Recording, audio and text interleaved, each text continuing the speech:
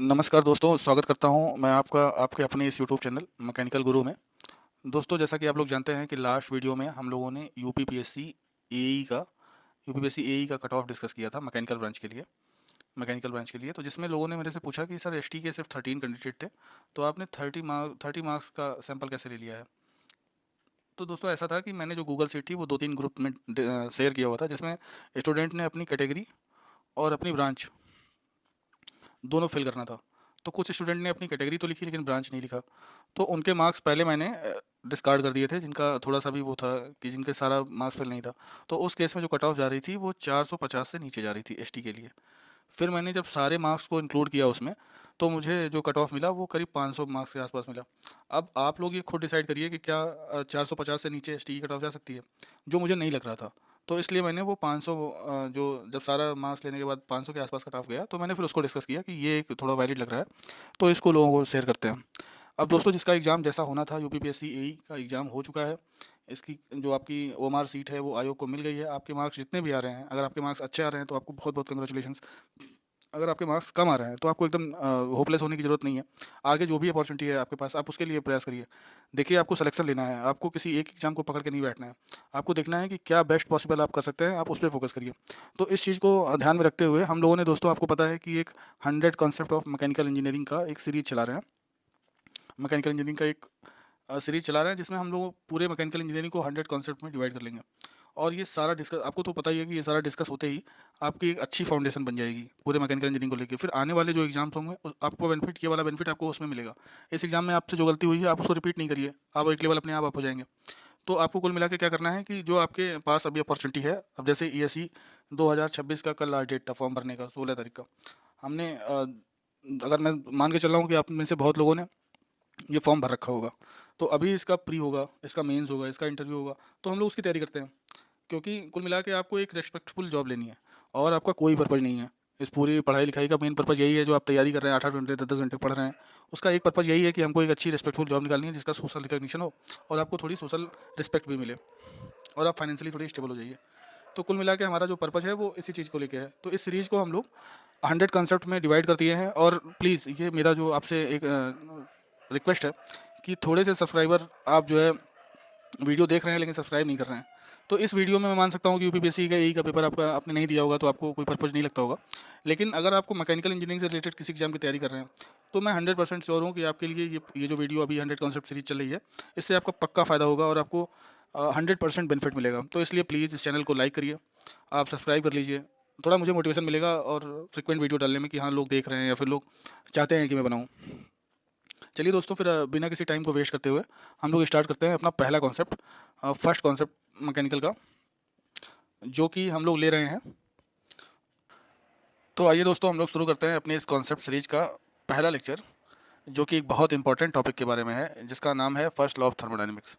तो दोस्तों, अगर जब तक हम इस कॉन्सेप्ट को समझने की कोशिश करते हैं, उससे पहले कुछ बेसिक डेफिनेशन है जो हम लोग पहले डिस्कस कर लेते हैं, ताकि जब क्वेश्चन करने जाएँ तो हमको टर्म्स क्लियर रहें कि इस क्वेश्चन में जो टर्म्स यूज हुए हैं उनका क्या मतलब है। तो सबसे पहला टर्म जो हमको डिफाइन करना है दोस्तों, वो है आपका सिस्टम। तो कोई फिक्स मास हो, या फिर कोई रीजन इन स्पेस हो, इसको कंट्रोल वॉल्यूम भी बोलते हैं, कंट्रोल वॉल्यूम बोलते हैं। तो where our study is focused, उसको कहते हैं सिस्टम। तो अगर किसी फिक्स मास में या कोई रीजन में, स्पेस का कोई रीजन हो जहाँ अपनी स्टडी हम लोग करने वाले हैं, जिसके बारे में हम इंटरेस्टेड हैं, उसको कहते हैं सिस्टम। फिर अगली जो डेफिनेशन है इंपॉर्टेंट, वो है सराउंडिंग की। तो सराउंडिंग को हम ऐसे डिफाइन कर सकते हैं कि everything everything except our system, अपने सिस्टम के अलावा जो भी बचा है वो हमारा सराउंडिंग है। और जो सिस्टम से डायरेक्टली अफेक्टेड होती है सराउंडिंग, वो सराउंडिंग जो सिस्टम से डायरेक्टली, अगर मान लीजिए ये आपका सिस्टम है, तो जो सिस्टम से डायरेक्टली इफेक्ट हो रही है, ये इसको बोलते हैं हम लोग इमीडिएट सराउंडिंग। कभी कभी क्वेश्चन में इमीडिएट सराउंडिंग बोलता है, तो उसका मतलब ये है कि जो सिस्टम से डायरेक्टली अफेक्टेड हो रहा है, जो जिस इंटरेक्ट कर रहा है, जो जो सराउंडिंग सिस्टम से इंटरेक्ट कर रहा है, उसको हम इमीडिएट सराउंडिंग बोल सकते हैं। फिर आइए डिस्कस करते हैं अगला जो इसमें टॉपिक है, वो है बाउंड्री। तो सिस्टम और सराउंडिंग को डिफ्रेंशिएट करने वाला कोई रियल या इमेजिनरी सरफेस जो सिस्टम और सराउंडिंग को डिफ्रेंशिएट करता हो, उसको हम कहते हैं बाउंड्री। और ये आपका फिक्स भी हो सकता है, ये आपका मूवेबल भी हो सकता है। तो कोई बाउंड्री जो है फिक्स भी हो सकती है और मूवेबल भी हो सकती है। अगला जो डेफिनेशन इंपॉर्टेंट है वो है टाइप ऑफ सिस्टम। तो कितने टाइप के सिस्टम होते हैं। तो हमने सिस्टम को 3 टाइप में डिवाइड कर रखा है, पहला ओपन, मास, ओपन, क्लोज और आइसोलेटेड। अब हम देखते हैं कि ये सारे सिस्टम कैसा इंट्रैक्शन करते हैं। तो अगर हम इसको एम को मास लिखें और ई को एनर्जी लिखें, तो ओपन सिस्टम में मास का भी इंट्रैक्शन होता है और एनर्जी का भी इंट्रैक्शन होता है। क्लोज सिस्टम में मास का इंट्रैक्शन नहीं होता, एनर्जी का इंट्रैक्शन होता है, मतलब या वर्क के फॉर्म में या फिर हीट के फॉर्म में, ये 2 एनर्जी इंट्रैक्शन होंगे। आइसोलेटेड सिस्टम में ना तो मास का इंट्रैक्शन होता है ना फिर एनर्जी का। तो ये 3 सिस्टम जान गए। अगली चीज़ है जो हमको जानना है वो है प्रॉपर्टीज ऑफ सिस्टम। तो कोई भी सिस्टम की कौन कौन सी प्रॉपर्टीज होती हैं। प्रॉपर्टीज़ का मतलब ये है कि वो कैरेक्टरिस्टिक जो क्वान्टिफाइएबल हो, जिसको हम लोग किसी स्केल में नाप पाए, उसको हम कहते हैं प्रॉपर्टीज ऑफ द सिस्टम। तो अगर प्रॉपर्टीज़ की बात करें तो एक इंटेंसिव प्रॉपर्टीज़ हैं और एक्सटेंसिव प्रॉपर्टीज़ हैं। इंटेंसिव प्रॉपर्टीज़ वो प्रॉपर्टीज़ हैं जो मास के इंडिपेंडेंट होती हैं, मतलब these are the independent of the size of the system, mass independent और साइज ऑफ द सिस्टम। कि अगर आप पूरे सिस्टम का कोई भी पार्ट देखते हो तो ये प्रॉपर्टीज़ सारे पार्ट में सेम होंगी। जैसे कि पूरे सिस्टम का प्रेशर, पूरे सिस्टम का टेम्परेचर, तो ये किसी भी पार्ट में आप देखेंगे तो वो सेम होगा। नेक्स्ट है एक्सटेंसिव प्रॉपर्टी। तो एक्सटेंसिव प्रॉपर्टी ये dependent on mass of the system. तो इस पर क्या है कि जो आपका सिस्टम है वो अगर हमने जैसे डिवाइड कर दिया था, तो अगर वॉल्यूम वी है तो ये अब V/2 हो गया, ये V/2 हो गया। तो ये हम मास ऑफ द सिस्टम या साइज ऑफ द सिस्टम पर डिपेंड करता है। तो कोई भी स्पेसिफिक प्रॉपर्टी जैसे स्पेसिफिक वॉल्यूम, स्पेसिफिक हीट, ये सारी चीज़ें आपकी इंटेंसिव प्रॉपर्टीज़ में आएंगी। और एक्सटेंसिव प्रॉपर्टीज़ क्या होगा, हीट कंटेंट, तो ये आपका एक्सटेंसिव प्रॉपर्टी हो जाएगा। अब आते हैं कि फेज की डेफिनेशन में कि फेज क्या होता है। तो फेज का मतलब ये है कि वो मैटर की वो quantity, the quantity of matter homogeneous, जो वो क्वांटिटी जो होमोजीनियस हो पूरे अपने एक्सपेंशन में, पूरे अपने जितना उसने स्पेस कवर कर रखा होगा उस पूरे स्पेस में वो आपकी मैटर जो है अगर होमोजीनियस है, अगर होमोजीनियस है आपका मैटर पूरे स्पेस में, तो हम इसको कहेंगे कि ये फेज का है, सिंगल फेज है। तो अगर मल्टीपल फेज हैं जैसे सॉलिड है प्लस लिक्विड है तो ये 2 फेज सिस्टम है। तो फेज वो चीज़ है कि जो होमोजेनिटी बताता है पूरे सिस्टम की, बोथ फॉर्म में, केमिकली भी और फिजिकली भी। तो अगर मोर देन 1 फेज किसी सिस्टम में पाया जाता है तो उसको हम लोग कहते हैं हेट्रोजीनियस, और अगर सिंगल फेज सिस्टम होता है तो उसको हम लोग कहते हैं होमोजीनियस। अगला जो हमारा इंपॉर्टेंट डेफिनेशन है वो है थर्मोडायनेमिक इक्विलिब्रियम का। तो थर्मोडायनेमिक इक्विलिब्रियम कहने से पहले इसका मतलब ये होता है कि अगर हम किसी बॉडी को, किसी सिस्टम को उठा के आइसोलेट कर दें, अगर हम किसी सिस्टम को उठा के आइसोलेट कर दें, मतलब कि वो अपनी सराउंडिंग से कोई इंटरेक्शन ना कर रहा हो, ना मास के टर्म में ना एनर्जी के टर्म में, तो फिर जो इसकी प्रॉपर्टीज़ हैं, उस टाइम पे जो इसकी प्रॉपर्टीज़ हैं वो चेंज ना हो रही हों, कांस्टेंट हो, उस समय हम इसको बोलेंगे कि थर्मोडायनेमिक जो है इक्विलिब्रियम अटेन हो गया है, कि अब हमारे इस सिस्टम में कोई भी चेंज नहीं आ रहा है। तो अगर हम किसी सिस्टम को थर्मोडायनेमिक इक्विलिब्रियम में कह रहे हैं तो वो ऑलरेडी 3 तरह के इक्विलिब्रियम प्रोसेस करता होगा। पहला मैकेनिकल इक्विलिब्रियम, मतलब कि उसमें कोई फोर्स का अनबैलेंस नहीं होगा, उस सिस्टम में फोर्स अनबैलेंस नहीं होगा। दूसरा केमिकल इक्विलिब्रियम, उस सिस्टम में कोई मास का अनबैलेंस नहीं होगा, बोले तो कोई केमिकल जो है रिएक्शन नहीं हो रहा होगा, जो आपका कोई नए कंपाउंड नहीं फॉर्म हो रहे होंगे, वो system as it is chemically भी स्टेबल होगा। अगला जो इंपॉर्टेंट इक्विलिब्रियम है वो है थर्मल इक्विलिब्रियम। तो उसके अंदर जो टेम्परेचर होगा वो पूरे सिस्टम का थ्रू आउट कॉन्स्टेंट होगा और वो चेंज नहीं हो रहा होगा, टेम्परेचर कॉन्स्टेंट होगा और वो चेंज नहीं हो रहा होगा। तो अगर किसी सिस्टम में अगर ये तीनों प्रॉपर्टीज मिलती हैं, ये तीनों इक्विलिब्रियम मिलते हैं, तो उस सिस्टम को हम उस मोमेंट पे बोलेंगे कि ये सिस्टम हमारा थर्मोडायनेमिक इक्विलिब्रियम की कंडीशन को सेटिस्फाई कर रहा है। अब जो अगली हेडिंग है वो ये है कि प्रोसेस कौन से होते हैं। तो अगर मान लीजिए कोई सिस्टम, हम एक PV डायग्राम बनाते हैं, अगर कोई सिस्टम, ये इधर प्रेशर है इधर वॉल्यूम है, तो अगर कोई सिस्टम पॉइंट 1 से, ये पॉइंट 1 है, ये पॉइंट 2 की तरफ जाता है तो सॉरी दोस्तों, अगर कोई सिस्टम पॉइंट 1 से पॉइंट 2 की तरफ जाता है तो इस सिस्टम को यहाँ तक पहुँचने में, पॉइंट 1 से पॉइंट 2 तक पहुँचने में बहुत सारे स्टेज से होकर गुजरा होगा। अगर माना जाए कि इस स्टेज पे वॉल्यूम V1 था, यहाँ पे V2 है, ये आपका P1 है, ये आपका P2 है, तो हम ये कह सकते हैं कि जब हमारा सिस्टम पॉइंट 1 से, मतलब कंडीशन P1 V1 से कंडीशन P1 P2 V2 तक पहुंचा होगा, तो इस पूरे रास्ते में ये कई सारे स्टेट से होके गुजरा होगा। अगर ये सारे स्टेट, ये जो रास्ते में इसके डिफरेंट पॉइंट्स बने हैं 1 से 2 के बीच में, अगर ये सारे पॉइंट्स एक जो है इक्विलिब्रियम कंडीशन दिखाते हैं। इक्विलिब्रियम कंडीशन दिखाते हैं मतलब कि हम हर इस पॉइंट की प्रॉपर्टीज़ को क्वांटिफाई कर सकते हैं। तो हम क्या बोल सकते हैं कि ये जो हमारा प्रोसेस है 1 से 2, ये क्वासी स्टैटिक प्रोसेस है। ये क्या है? क्वासी स्टैटिक प्रोसेस है, जिसमें सारे पॉइंट में जो हम इस पूरे 1 से 2 के बीच में अटेन कर रहे हैं, इस सब में हमारा सिस्टम एक थर्मोडाइनमिक इक्विलिब्रियम से होके गुजरा है। तो इसको हम बोलेंगे क्या? Quasi static process. अब रिवर्सिबल प्रोसेस क्या होता है? तो रिवर्सिबल प्रोसेस वो होता है कि अगर हम मान लीजिए पॉइंट 1 से पॉइंट 2 तक गए, पॉइंट 1 से पॉइंट 2 तक गए और फिर पॉइंट 2 से पॉइंट 1 तक आए, तो जब हम पॉइंट 2 से पॉइंट 1 की तरफ जा रहे होंगे तो हमारा सिस्टम और सराउंडिंग दोनों अपनी इनिशियल कंडीशन में आ जाएंगे, दोनों अपनी इनिशियल कंडीशन में आ जाएंगे। तो ऐसा प्रोसेस जिसमें सिस्टम और surrounding upon reversing the path, system और सराउंडिंग दोनों इनिशियल कंडीशन अटेन कर रहे हैं, तो इस प्रोसेस को हम बोलेंगे रिवर्सिबल प्रोसेस। उसके बाद अगली जो हेडिंग है दोस्तों, जहाँ भी आपको डाउट हो रहा होगा प्लीज़ कमेंट में बताइएगा। उसके लिए मैं एक छोटी सी रील या छोटा सा वीडियो कुछ भी ऐसा डाल दूंगा कि आपको वो चीज़ समझ में आ जाएगी। अगर ज़्यादा डाउट है तो आप टेलीग्राम चैनल पे मुझे पर्सनली मैसेज कर सकते हैं कि सर ये डाउट है मुझे, मैं उसको आपको चाहे पर्सनली कॉल करके या मैसेज करके उस पॉइंट को हम लोग डिस्कस कर लेंगे और जो भी डाउट होगा क्लियर करेंगे। अगला टॉपिक जो है इसमें ये है प्योर सब्सटेंस। तो अब प्योर सब्सटेंस क्या होता है? तो प्योर सब्सटेंस वो मैटर है, मैटर का वो फॉर्म है जो होमोजीनियस हो, होमोजीनियस मतलब सिंगल फेज हो, सिंगल फेज हो, जो होमोजीनियस हो, प्लस जो इसका केमिकल कंपोजिशन होगा वो कांस्टेंट होगा, इसका केमिकल कंपोजिशन कांस्टेंट होगा। तो अगर कोई प्योर सब्सटेंस की बात हो रही है मतलब कि उसमें सिंगल फेज होगा, वो पूरा जो हमारा मैटर होगा वो सिंगल फेज का होगा, और दूसरा उसकी केमिकल प्रॉपर्टीज, उसके केमिकल फार्मूले हर पार्ट के लिए कांस्टेंट होगा। तो एग्जांपल में क्या कर सकते हैं, जैसे एयर। अच्छा, एयर जो है गैसियस स्टेट में प्योर सब्सटेंस है, लेकिन लिक्विड स्टेट में प्योर सब्सटेंस नहीं है, क्योंकि लिक्विड स्टेट में प्रोपोर्शन चेंज हो जाता है, गैसियस स्टेट में प्रोपोर्शन सेम रहता है, कंपोजिशन सेम रहता है। तो ये चीज़ जो है हम इसको अगर देखा जाए कि अगर कोई हमारा गिब्स फेज रूल लगाते हैं P+F=C+2, तो अगर हमारा फेज सिंगल है और कंपोनेंट हमारा सिंगल है, तो हम देखेंगे कि डिग्री ऑफ फ्रीडम हमारी क्या हो जाएगी? 2। तो किसी भी दो पैरामीटर्स को हम असाइन करके एक प्योर सब्सटेंस के स्टेट को फिक्स कर सकते हैं। किसी भी दो पैरामीटर को असाइन करके हम एक प्योर सब्सटेंस के स्टेट को फिक्स कर सकते हैं, क्वांटिफाई कर सकते हैं। अगला जो हमारी डेफिनेशन है वो है वर्क और हीट इंटरेक्शन। तो दोस्तों अगर कोई हम सिस्टम की बात करें, मान लीजिए ये कोई पिस्टन सिलेंडर अरेंजमेंट है, ये हमारा पिस्टन सिलेंडर अरेंजमेंट है और इसमें हमारा कोई एयर भरा हुआ है, मान लीजिए प्योर सब्सटेंस है, एयर भरा हुआ है। तो अगर इसके बारे में हम स्टडी कर रहे हैं, ये हमारा सिस्टम है, ये हमारी बाउंड्री है, ये पिस्टन हमारी मूवेबल बाउंड्री हो गई, और इस सिलेंडर की वॉल और एंड कैप हमारा क्या हो गया? ये फिक्स बाउंड्री है, ये हमारी मूवेबल बाउंड्री है। अब देखिए, अब अगर सिस्टम हमारा, पहले अच्छा वर्क को डिफाइन कर लेते हैं कि वर्क क्या होता है।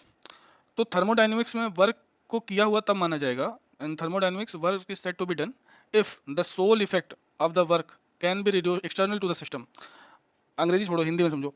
वर्क तब माना जाएगा जब सिस्टम में जो भी इफेक्ट हो रहा है वो सिस्टम के बाहर जुगाड़ लगा के कैसे भी वो सिस्टम के बाहर रेजिंग ऑफ वेट का इफेक्ट दे दे। बोले तो सिस्टम का जो बाउंड्री का चेंज है या फिर सिस्टम में जो भी चेंज आ रहा है, अगर उसको हम कैसे भी करके उससे कोई वेट को उठा लें, तो हम कहेंगे कि thermodynamic work has said to be done. उस केस में थर्मोडाइनमिक्स बोलेगा कि कोई काम आपने किया। जब आपके सिस्टम का जो चेंज है उसका यूज करके आप किसी वेट को उठा लीजिए, आप किसी वेट को रेज कर लीजिए, सोल इफेक्ट, तो उस चीज़ को हम कहेंगे कि थर्मोडाइनमिकली वर्क हुआ है। तो मान लीजिए इस पूरे सिस्टम में ये जो हमने अभी ये पिस्टन सिलेंडर अरेंजमेंट लिया हुआ है, अगर इस पूरे सिस्टम में हम इस पिस्टन को, मान लीजिए इस गैस को हम गर्म करते हैं, हीट सप्लाई करते हैं, अगर हम इस सिस्टम को हीट सप्लाई करते हैं तो क्या आपको लगता है कि ये जो गैस है एक्सपेंड होगी? अब अगर ये गैस एक्सपेंड होगी तो पिस्टन हमारा मूव करेगा।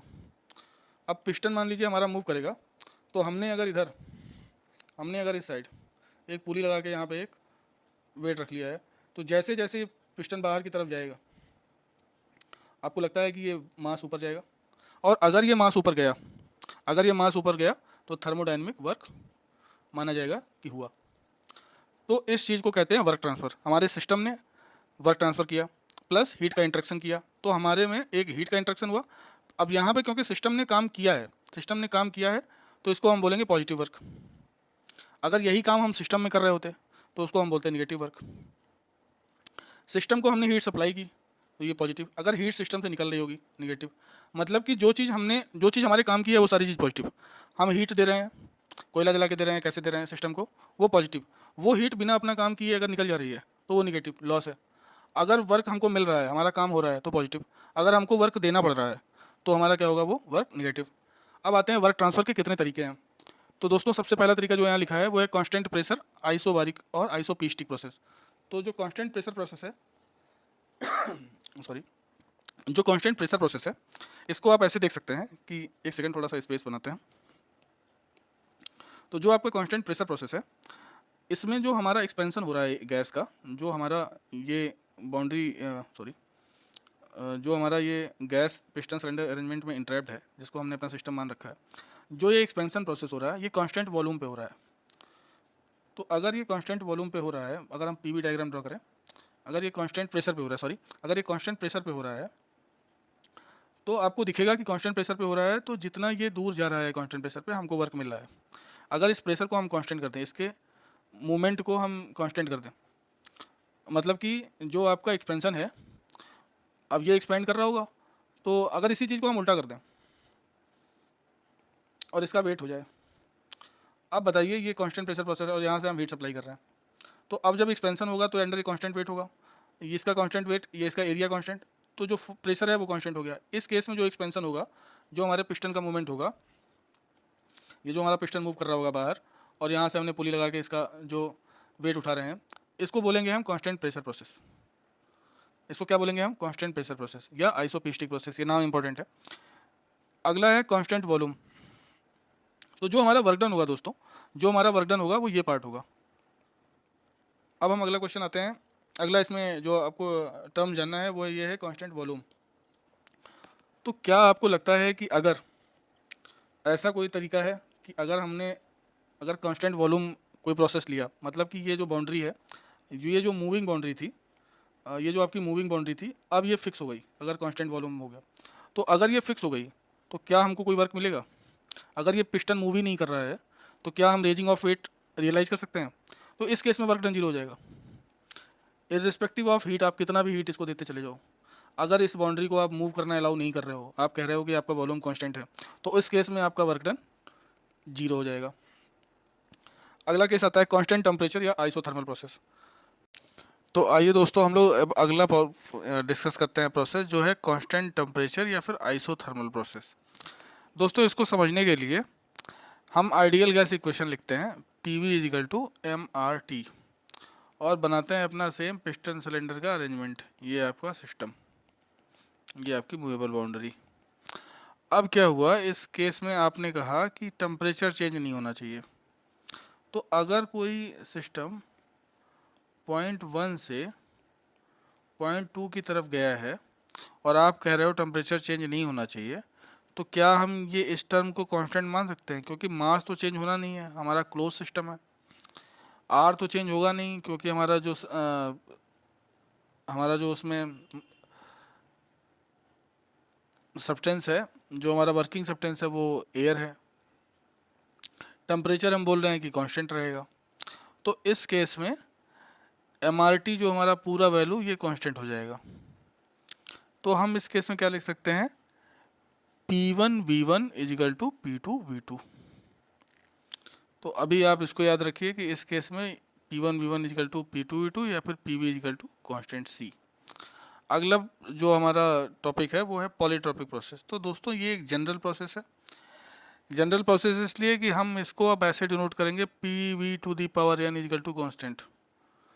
अगर कोई प्रोसेस इस फॉर्म में लिखा जा सकता है तो वो पॉलीट्रॉपिक प्रोसेस है। फिर जो हमारा अगला टॉपिक है एक्सप्लेन करने के लिए, जो अगली डेफिनेशन इंपॉर्टेंट है, वो है फ्री एक्सपेंशन। फ्री एक्सपेंशन को आइए समझते हैं। अगर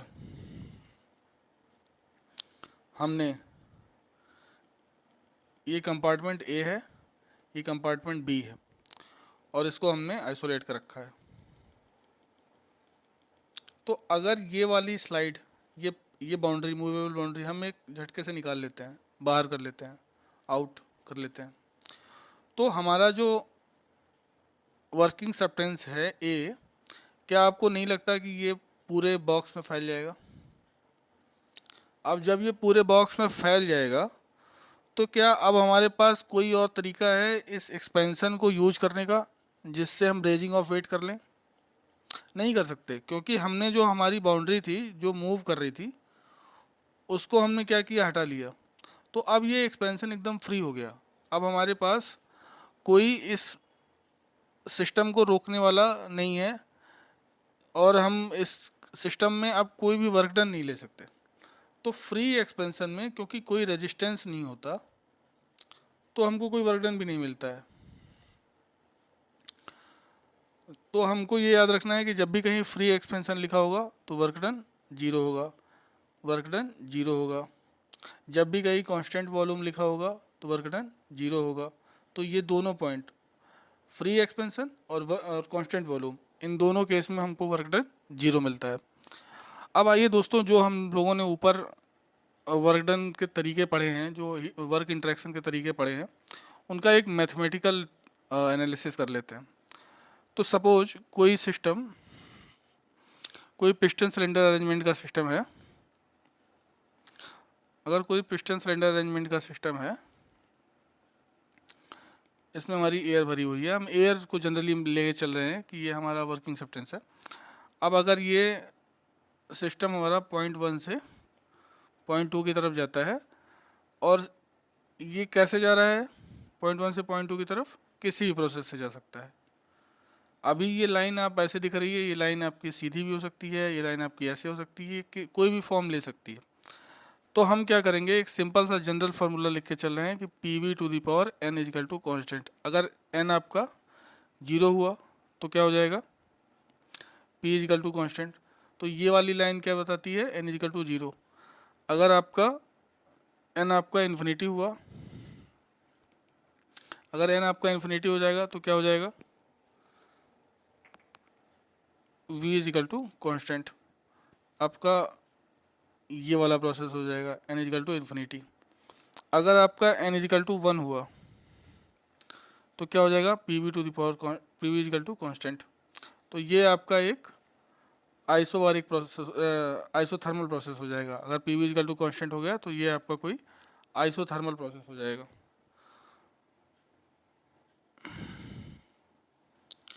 अगर आपका n इजिकल टू 2 हो गया, अगर आपका n इजिकल टू 2 हो गया तो इस केस में PV² इजिकल टू कॉन्स्टेंट हो जाएगा।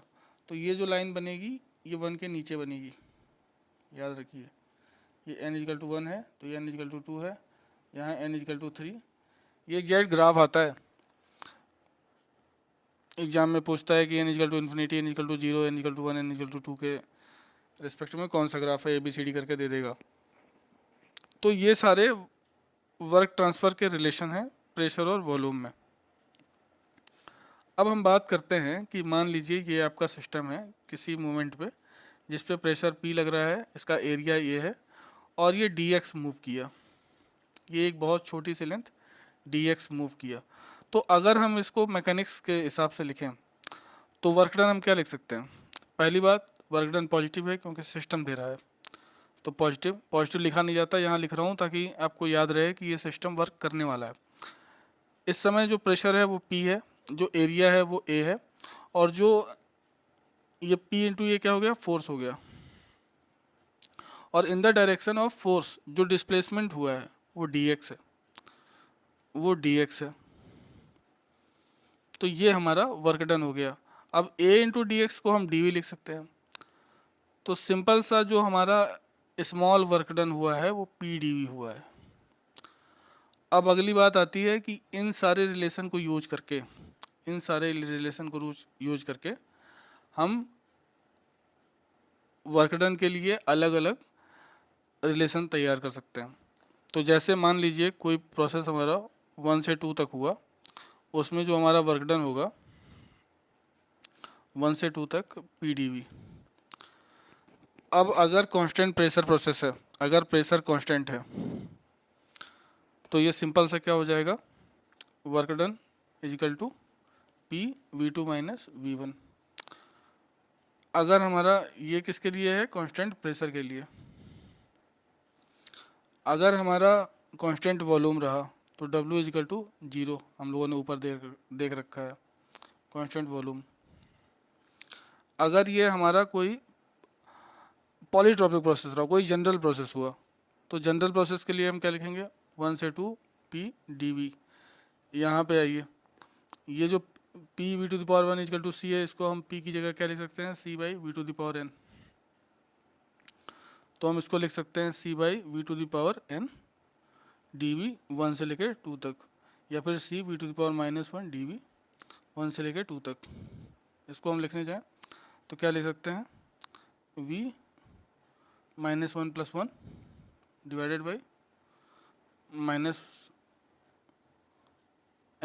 + 1। अब जो ये रिलेशनशिप हमें मिला है, इसको 2 और 1 में हम लिखने वाले हैं। तो C को हम अगेन क्या लिख सकते हैं, C को हम लिख सकते हैं P by V to the power N।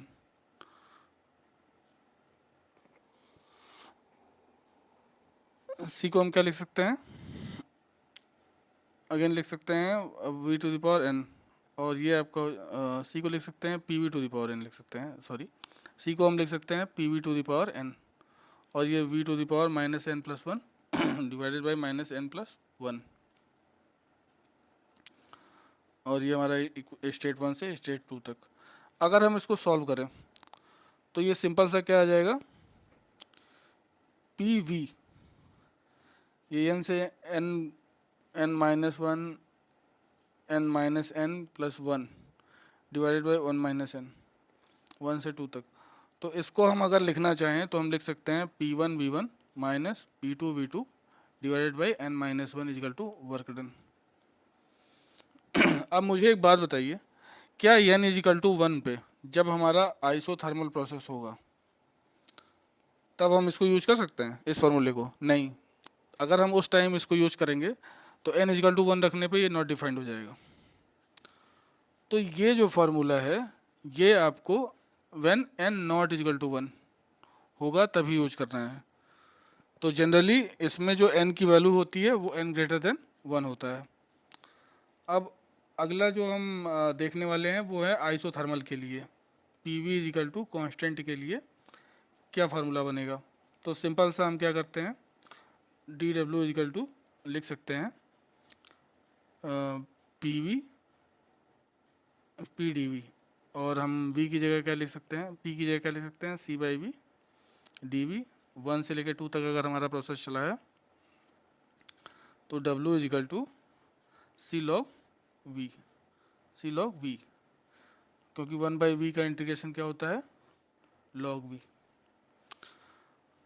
अब हम सिंपल सा वैल्यू रखते हैं तो हम क्या कर लेंगे, C ln V2 by V1, ये हमारा W आ गया, C की जगह हम PV रख देते हैं तो ये हो जाएगा W equal to PV ln V2 by V1। तो ये हमारा वर्क डन आ गया किस केस में, आइसोथर्मल के केस में। तो अभी दोस्तों हम लोगों ने ये चारों केस में, कांस्टेंट प्रेशर में, कांस्टेंट वॉल्यूम में, कांस्टेंट टेम्परेचर में और एक जनरल प्रोसेस, इन सब में हम लोगों ने वर्क डन का फार्मूला निकाल लिया है। अगला आता है हीट इंटरेक्शन।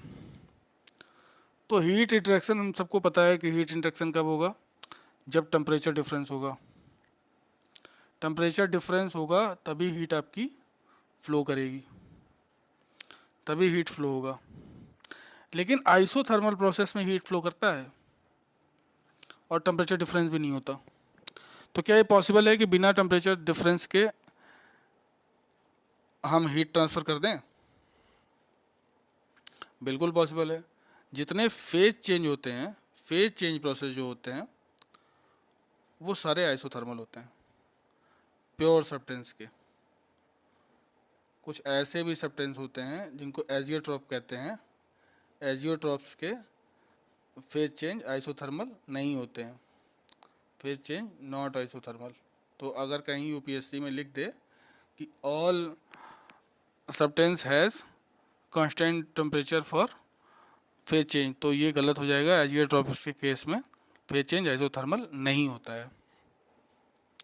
तो दोस्तों अभी तक की जितनी कहानी मैंने बताई ये सारी इंपॉर्टेंट है, क्वेश्चन लगाने में बहुत इंपॉर्टेंट आएगी। अगर n इजकल टू गामा हो जाता है, n इजकल टू गामा हो जाता है तो इसको इम्पोर्टेंट कॉन्सेप्ट है। अगर n इजकल टू गामा हो जाता है तो इसको हम लोग आइसेंट्रोपिक प्रोसेस बोलते हैं, आइसेंट्रोपिक प्रोसेस बोलते हैं। और इसमें हम क्या करते हैं, हीट इंटरेक्शन नहीं होता है, हीट इंटरेक्शन नहीं होता है, इसको याद रखिएगा। अगर n इजकल टू गामा हो तो आइसेंट्रोपिक प्रोसेस होता है, इंट्रोपी क्या है बाद में देखेंगे, आइसेंट्रोपिक प्रोसेस होता है, ये आपको पता होना चाहिए। और हीट इंटरेक्शन नहीं होता है, ये दो चीज़ें आपको याद रखनी है। अब दोस्तों हम लोग सीधा जंप करते हैं अपने टॉपिक पे, क्योंकि ये सारी कहानी अगर आपको क्लियर हो गई है तो प्लीज़ इस चैनल को एक बार लाइक कर दीजिए, सब्सक्राइब कर लीजिए। अभी 24 लोग खाली इसको सब्सक्राइब किए हैं। अगर थोड़ा सा सब्सक्राइबर बढ़ेंगे तो मोटिवेशन हाई होगा, और कुछ नहीं मिलेगा, मोटिवेशन हाई होगा, वीडियो डालने में थोड़ा और अच्छा लगेगा। मैं डालूंगा जरूर, मैं 100 के 100 इन 24 लोगों के लिए मैं 100 वीडियो अपने पूरे डालूंगा। अगर और लोग ऐड होंगे तो ये एक और अच्छी बात होगी। मैं आप लोगों का बहुत आभार व्यक्त करता हूँ अगर आप इस चैनल को सब्सक्राइब करते हैं या लाइक करते हैं। इस चैनल में आप कुछ भी अपने कमेंट लिख सकते हैं नीचे, मैं उनको पढ़ता हूँ, और अगर वो एक पॉजिटिव कमेंट होता है, इम्प्लीमेंट करने वाला होता है, तो ज़रूर उसको इम्प्लीमेंट करेंगे। क्योंकि ये वीडियो मैं अपने लिए बना रहा हूँ, आपके लिए बना रहा हूँ, अपने मैकेनिकल परिवार के लिए बना रहा हूँ। तो मेरी जिम्मेदारी है कि वो चीज़ एकदम बेस्ट होनी चाहिए, ताकि अगर आज के बाद कोई उसको खोल के देखे तो उसको फिर एफर्ट उसका बहुत रिड्यूस हो जाए, उसको जब अपने से पढ़ने हो तो बहुत कम पढ़ना पड़े। तो आइए दोस्तों, अब अपना जो मेन कॉन्सेप्ट है, जिस चीज़ के लिए ये पूरा लेक्चर डिज़ाइन हुआ है, अब उसको डिस्कस हम लोग कर सकते हैं। और आप लोग इतना समझ गए हैं ऊपर कि अब हम उसको पढ़ाएंगे तो आपको नया नहीं लगेगा। तो चलिए दोस्तों, हम लोग देखते हैं कि क्लोज सिस्टम के लिए first law of thermodynamics, first law of thermodynamics क्या कहता है। क्लोज सिस्टम, जैसे मैंने यहाँ लिखा, आपको दो चीज़ याद होनी चाहिए, मास ट्रांसफ़र नहीं अलाउ करेगा, एनर्जी ट्रांसफ़र अलाउ करेगा। एनर्जी किस फॉर्म में ट्रांसफ़र होगी, या तो वर्क के फॉर्म में या तो हीट के फॉर्म में, ये दो तरह के इंटरेक्शन अलाउड। तो दोस्तों, फर्स्ट लॉ ऑफ थर्मोडायनेमिक्स समझने के लिए आपको एक और कहानी समझनी पड़ेगी, जिसको हम लोग जानते हैं जूल एक्सपेरिमेंट, जूल एक्सपेरिमेंट। तो जूल एक्सपेरिमेंट को मैं आपको जल्दी से एक्सप्लेन कर देता हूँ कि जूल ने क्या किया, कि जूल ने एक सिस्टम लिया जिसकी वॉल्स को एडियाबैटिक कर दिया। एडियाबैटिक वो वॉल्स होती हैं जो हीट इंटरेक्शन को नहीं अलाउ करती हैं। फिर उन्होंने इस जो सिस्टम में अपने एक स्ट्रिंग फैन लगा दिया और उससे पुली के थ्रू एक वेट कनेक्ट कर दिया, नोन मास कनेक्ट कर दिया। फिर यहाँ पे सिस्टम में एक थर्मामीटर लगा दिया।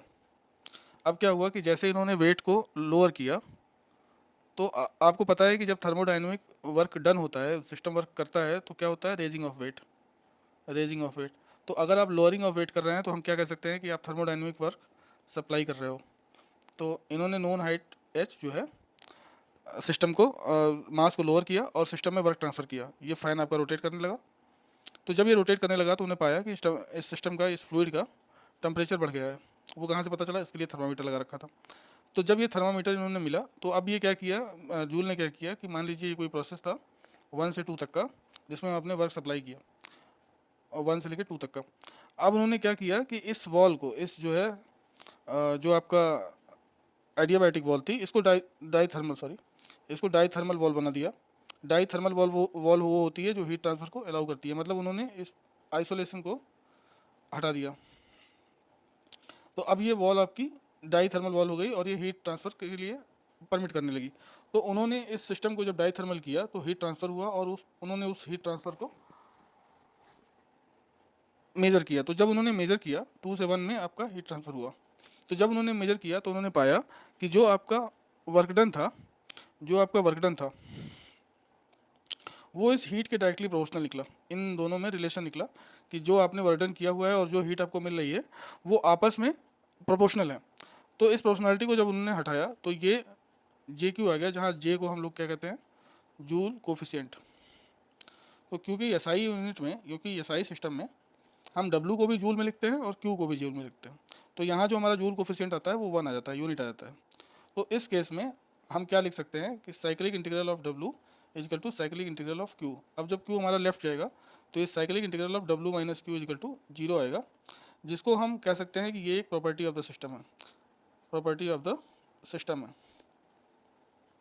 अब ये कौन सी प्रॉपर्टी है, इसको उन्होंने नाम दिया एनर्जी ऑफ द सिस्टम का, कि ये एनर्जी ऑफ द सिस्टम है, ये जो प्रॉपर्टी है इसको हम कहेंगे एनर्जी ऑफ द सिस्टम, और डिनोट किया उन्होंने ई से। अब ई के कितने पार्ट हो सकते हैं? ई में दो फॉर्म ऑफ एनर्जी हो सकता है, या तो ई में एनर्जी इन ट्रांजिट होगा, एनर्जी इन ट्रांजिट होगा जैसे कि वर्क या फिर हीट, या ई में माइक्रोस्कोपिक एनर्जी होगी जिसका नाम दिया उन्होंने काइनेटिक एनर्जी, पोटेंशियल एनर्जी, या फिर उसमें केमिकल एनर्जी, रोटेशनल एनर्जी, या फिर वाइब्रेशनल एनर्जी। इसको उन्होंने माइक्रोस्कोपिक फॉर्म ऑफ एनर्जी का नाम दिया और इसको कहा इंटरनल एनर्जी। इंटरनल एनर्जी तो internal energy of the system, अगर हम अब इस फॉर्मूले में हम यहाँ रखना चाहें तो हम किसी प्रोसेस के लिए लिख सकते हैं, कोई प्रोसेस 1 से लेकर 2 तक में अगर Q minus W equal to E, Q minus W equal to E, ये है हमारा first law of thermodynamics for any process. ये किसी भी प्रोसेस के लिए वैलिड है, ये यूनिवर्सल लॉ है।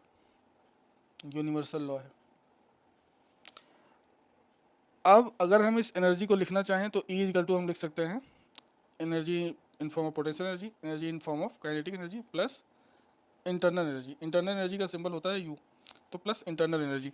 अब अगर कोई सिस्टम हमारा स्टैटिक है, और उसकी पोटेंशियल एनर्जी 0 है, तो क्या हम लिख सकते हैं E इक्वल टू U, और हमारा फार्मूला ये जो बनेगा पहला वाला फर्स्ट लॉ ऑफ थर्मोडाइनमिक्स का फार्मूला, तो हम इसको लिख सकते हैं Q minus W equal to U। ये जो हमारा फार्मूला है ये किसके लिए वैलिड है? Static system plus potential energy equal to 0, उसके लिए हमारा सिस्टम वैलिड है। ये हमारा किसी भी, ये जो हमारा इक्वेशन है ये किसी भी सिस्टम के लिए वैलिड है। अब अगर वर्क डन जो है हमारा ये पीडीवी हो जाए, पीडीवी वर्क मतलब आपका ये बाउंड्री वर्क हो या डिस्प्लेसमेंट वर्क हो, तो उस केस में हम क्या लिख सकते हैं? डी क्यू इजिकल टू, उस प्रोसेस के लिए D Q equal to D E plus P D V. उस प्रोसेस के लिए हम लिख सकते हैं D Q equal to D E plus P D V. इस केस में डिस्प्लेसमेंट वर्क हो और क्लोज सिस्टम हो, या डिस्प्लेसमेंट वर्क को हम ऐसे कर सकते हैं कि रिवर्सिबल वर्क हो और क्लोज सिस्टम हो। अगला जो इक्वेशन बन के आता है वो D Q equal to D U plus P D V. ये कब वैलिड होगा?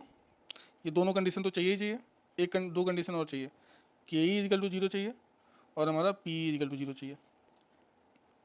तो ये है हमारा first law of thermodynamics for close system. Close system को लोग ये भी कहते हैं कि नॉन फ्लो सिस्टम। तो आइए दोस्तों अब हम लोग डिस्कस करते हैं ओपन सिस्टम के लिए। तो ओपन सिस्टम को हम लोग कहते हैं फ्लो सिस्टम। तो कंसीडर करते हैं कोई हमारा सिस्टम है, ये हमारी इमेजिनरी बाउंड्री है इस सिस्टम की। इसको डॉट डॉट से भी दिखा सकते हैं। अब इसमें हमारा कोई मास एंट्री हो रहा है, मास एग्जिट हो रहा है, हम इस पर वर्क डन सप्लाई कर रहे हैं और हीट रिजेक्ट कर रहे हैं सिस्टम से। अब क्या होगा कि हम इस सिस्टम का पहले मास बैलेंस लिखेंगे। अगर ये m1 है और ये m2 है तो हम m1 को क्या लिख सकते हैं? a1 v1 by specific volume at entry. m2 को क्या लिख सकते हैं? a1 a2 v2 divided by specific volume at 2। a1 v1 क्या है? एरिया इंटू वेलोसिटी, जिस वेलोसिटी से मास एंट्री कर रहा है और जो आपका फ्लो एरिया है। अब हम एनर्जी बैलेंस लिखेंगे इस अपने सिस्टम के लिए। एनर्जी बैलेंस, तो एनर्जी बैलेंस हम कैसे लिख सकते हैं? एनर्जी बैलेंस लिखने के लिए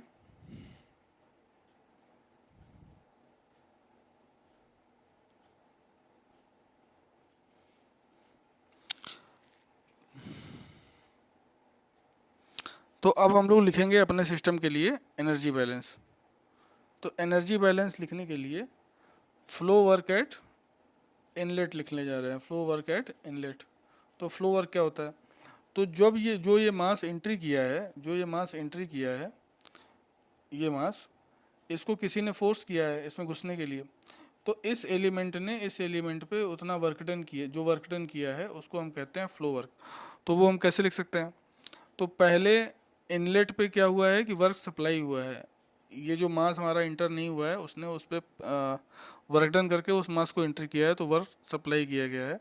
तो इसको हम लिख सकते हैं minus P1V1 dm1 on the mass entering. अब फ्लो वर्क आउटलेट पे देखते हैं, फ्लो वर्क आउटलेट पे देखते हैं, तो हम इसको लिख सकते हैं plus P2V2 dm2 by the exiting mass. तो टोटल वर्क अगर हम लिखने जाएं, टोटल वर्क, तो टोटल वर्क हमारा क्या है? W equal to W dot जो हम सप्लाई किए हैं minus P1V1 dm1 plus P2V2 dm2। अगर हम रेट के फॉर्म में लिखना चाहें तो dW dt equal to dW by dt minus P1V1 dm1 divided by dt plus P2V2 dm2 divided by dt। तो अब हम इस एनर्जी लिख लेते हैं, ये हमारा वर्क डन हो गया। अब हम एनर्जी लिख लेते हैं। तो एनर्जी, काइनेटिक एनर्जी हम पर यूनिट मास पे लिख रहे हैं, kinetic energy potential energy plus internal energy. तो काइनेटिक एनर्जी क्या हो जाएगा? V²/2। Potential energy Gz per unit mass पे लिख रहे हैं, और ये हमारा इंटरनल एनर्जी। अब हम मान लेते हैं कि हमारा सिस्टम जो है स्टेडी स्टेट में है। स्टेडी स्टेट में मतलब no accumulation of energy, no accumulation of energy. तो अगर सिस्टम में कोई एनर्जी एक्यूमुलेट नहीं हो रही है तो energy in equal to energy out. अब हम सारी वैल्यूज़ को रखने की कोशिश करते हैं, एनर्जी इन और एनर्जी आउट को। तो 1 को हम लोग एंट्री दिखाएंगे और 2 को दिखाएंगे एग्जिट। तो हम क्या लिख सकते हैं? W1E1 plus DQ by DT equal to W2E2 plus DW by DT, DW dot by DT। अब यहाँ पे अगर हम सारी वैल्यूज रखते हैं तो हम क्या लिख सकते हैं? H इजिकल टू होता है U प्लस PV, H को बोलते हैं इंथैल्पी। H इसलिए बता रहा हूँ कि अब हम जो ये टर्म है U और ये जो टर्म आएगा फ्लो वर्क को, E और U को हम लोग क्या करेंगे? कंबाइन कर लेंगे। तो हम जब इसको देखेंगे तो हमारा फ्लो वर्क जो है U के साथ कंबाइंड हो जाएगा और वो H लिख देंगे। तो हम सिंपल सा इसको लिख सकते हैं पर यूनिट मास बेसिस पे H1 plus V1²/2 plus Z1G DQ by DM plus H2 equal to H2 plus V2²/2 plus GZ2 plus DW dot by DM। दोस्तों ये है हमारा स्टडी फ्लो एनर्जी इक्वेशन, इसको कहते हैं हम लोग स्टडी फ्लो एनर्जी इक्वेशन। जितनी भी हमारी डिवाइसेस हैं जैसे कि nozzle, turbine, compressor, heat exchanger, ये सारी डिवाइसें स्टडी फ्लो एनर्जी इक्वेशन पे ही वर्क करती हैं। तो एग्ज़ाम में कभी ये सब डिवाइस दे तो आप स्टडी फ्लो एनर्जी इक्वेशन लगा सकते हैं। अब बात करते हैं अगर सिस्टम में मास एक्यूमुलेट हो रहा हो, सिस्टम हैज़ मास एक्यूमुलेशन और सिस्टम हैज़ एनर्जी एक्यूमुलेशन। अगर ये दोनों चीज़ें मास और एनर्जी एक्यूमुलेट हो रही हो, उस केस में हम फर्स्ट लॉ ऑफ थर्मोडायनेमिक्स कैसे लगाएंगे, क्योंकि ये तो किसी भी प्रोसेस के लिए वैलिड है। तो उस केस में हम क्या करेंगे कि dm1/d2 dt minus dm2/dt is equal to dmCv/dt। m1 आपका मास इंटरिंग है, m2 आपका मास लीविंग है, और mCv आपका मास ऑफ कंट्रोल वॉल्यूम है, mass of control volume. Energy के केस में क्या ले सकते हैं, di/dt minus dEE/dt equal to dECv/dt। EI आपका एनर्जी इंटरिंग, EE आपका है एनर्जी लीविंग, और ECV है आपका एनर्जी स्टोर्ड। तो दोस्तों अब हम यहाँ तक पहुँच गए हैं कि हमने जो है अभी तक फर्स्ट लॉ ऑफ थर्मोडायनेमिक्स का बहुत सारा कॉन्सेप्ट सीख लिया है। अब हम सीधा क्वेश्चन लगाने जाते हैं।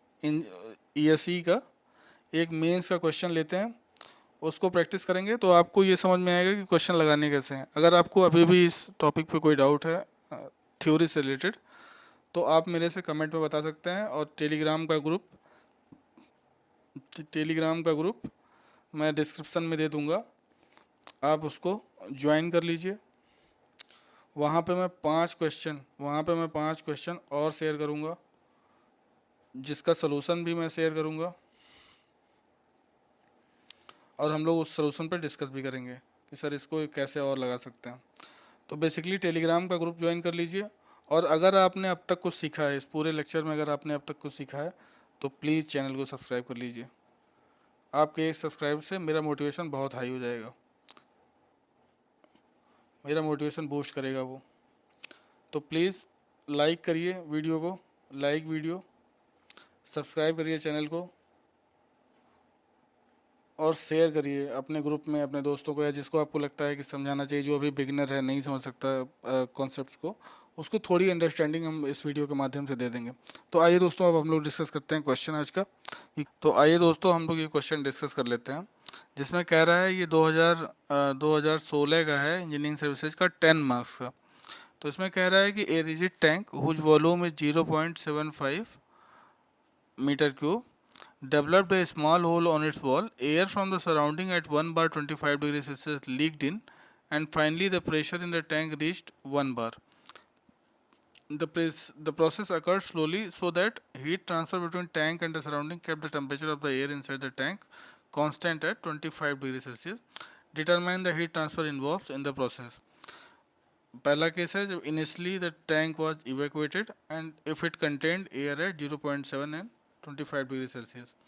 तो इस क्वेश्चन में पहले हम एक इसका सलूशन लिखेंगे और एक डायग्राम बना लेंगे। तो ये कह रहा है कि पहले यहाँ पे एक होल डेवलप हो गया जिससे एयर अंदर आ गई। तो अब आप देखेंगे कि इससे एयर अंदर आ गई, इसका टेम्परेचर 25 डिग्री सेल्सियस हो गया और प्रेशर इसका 1 बार हो गया। तो हम ये इसका वॉल्यूम दे रखा है कितना, 0.75 मीटर क्यूब। तो हम आइडियल गैस लगा के PV इजिकल टू MRT लगा के हम ये पता कर सकते हैं कि कितना मास जो है इंटर हुआ है, तो M इजिकल टू क्या हो जाएगा, P दे रखा है 100 किलो पास्कल इंटू V आपका 0.75, M हमको निकालना है, R होता है आपका 0.287 और T दे रखा है 298। तो अगर हम मास कैलकुलेट करें इसका तो ये करीब में आएगा 0.876 kg।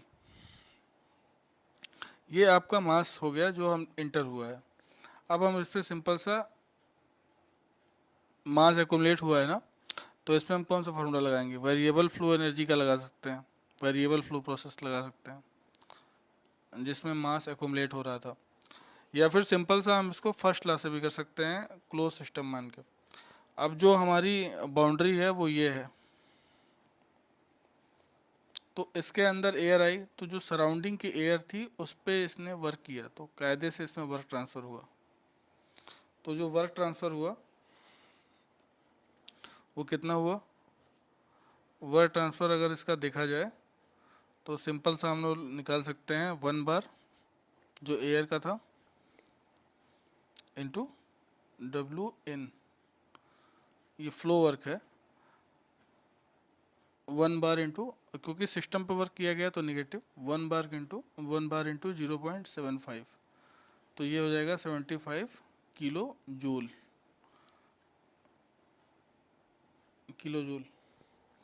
इतना वर्क इनपुट उस पर किया गया है। सिंपल सा हम क्यू लगाते हैं, Q minus W equal to delta U. क्योंकि प्रोसेस बहुत स्लोली हुआ है, क्योंकि प्रोसेस बहुत स्लो हुआ है, तो चेंज इन टेम्परेचर क्या है? जीरो है। तो हमारा जो चेंज इन एनर्जी हो जाएगा क्या? जीरो हो जाएगा। क्योंकि for ideal gas you is a function of temperature, तो क्योंकि टेम्परेचर तो चेंज हुआ नहीं, तो जो हमारा वो हुआ, जो हमारा इसमें चेंज इन इंटरनल एनर्जी हो गया वो जीरो हो गया। तो सिंपल सा क्यू हमारा क्या हो जाएगा? Work done. तो अगर क्यू हमारा वर्क डन हो गया तो हम क्यू को क्या लिख सकते हैं? 75 kilo joule.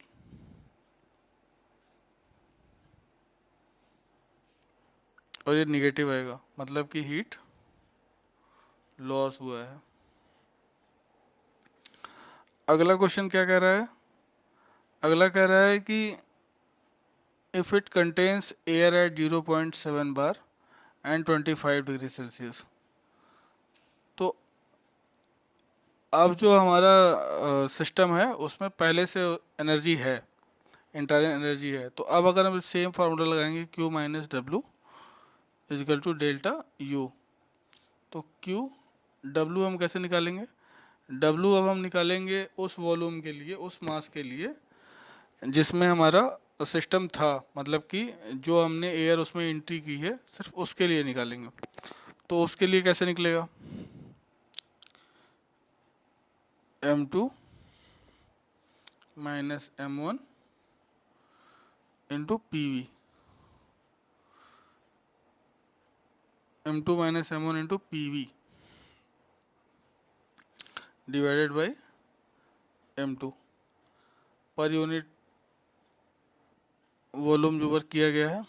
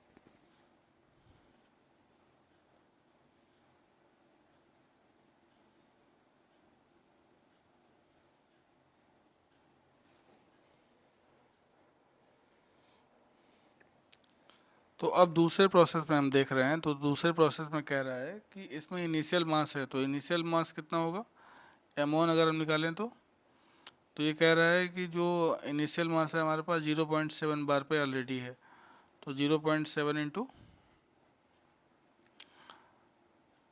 100 into 0.75 divided by 0.287 into 298। तो ये जो हमारा निकल के आ रहा है वो करीब में आ रहा है 0.6138।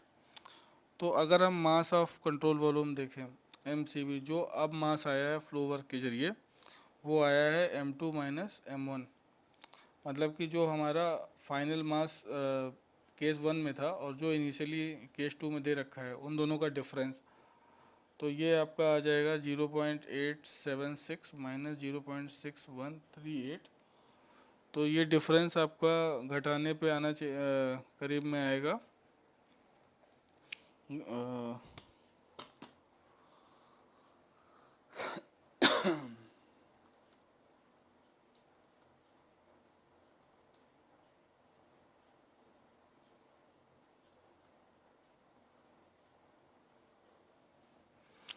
तो ये डिफरेंस आपका आएगा 0.26। तो ये मास एंट्री हुआ। अब इस मास के करस्पॉन्डिंग जो आपका PV वर्क होगा वो 0.26 इंटू 0.287 इंटू आपका टेम्परेचर, कितना है आपका टेम्परेचर 298। तो इसमें Q और हमने इंटरनल एनर्जी का कोई चेंज लिया नहीं है, इंटरनल एनर्जी का चेंज होगा, इंटरनल एनर्जी का चेंज इस वजह से होगा क्योंकि जो मास पर, अच्छा क्योंकि टेम्परेचर चेंज नहीं हुआ है इस पूरे प्रोसेस में,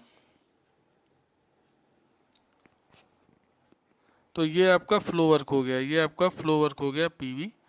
और PV आपका देखा जाए तो 0.26 इंटू 0.287 इंटू 298,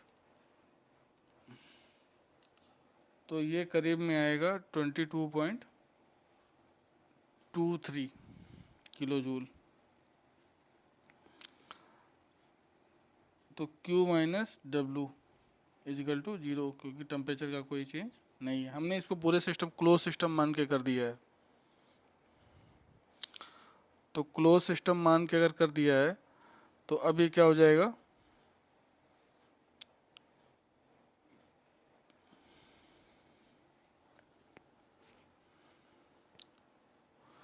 तो क्योंकि टेम्परेचर चेंज हुआ नहीं है,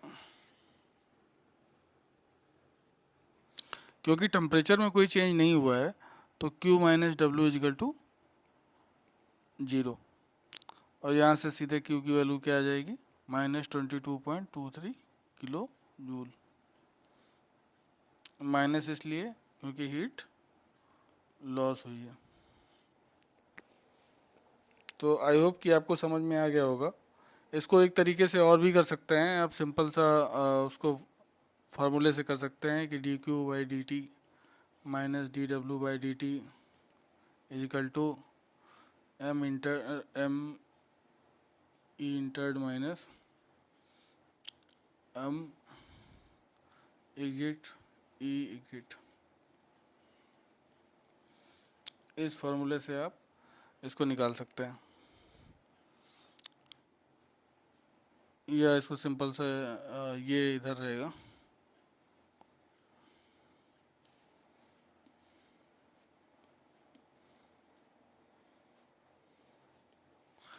या इसको आप सिंपली इस फार्मूले में रख के dQ/dt माइनस dm/dt को निकाल सकते हैं, सिंपल सा E आउट माइनस E इन से। तो थैंक यू दोस्तों, आपको जैसा मैं मानता हूँ कि आपको समझ में ये सब आया होगा। तो थैंक यू दोस्तों, मुझे लगता है कि आपको ये पूरा समझ में आ गया होगा अब तक। अगर कोई चीज़ इसमें समझ में नहीं आई है, आपको कहीं डाउट है, तो प्लीज़ कमेंट में बताइए, और मैं कमेंट सबके पढ़ता हूँ, सबके रिप्लाई देता हूँ। तो आप कमेंट करने से एकदम अपने आप को रोकिएगा नहीं। अगर आपको ये वीडियो पसंद आया है तो प्लीज़ सब्सक्राइब करिए। मेरी तरफ से आपको हैप्पी दीपावली। हैप्पी दिवाली। आप लोग स्वस्थ रहिए, अच्छे से पढ़ाई करिए। Thank you so much. जय हिंद, जय भारत।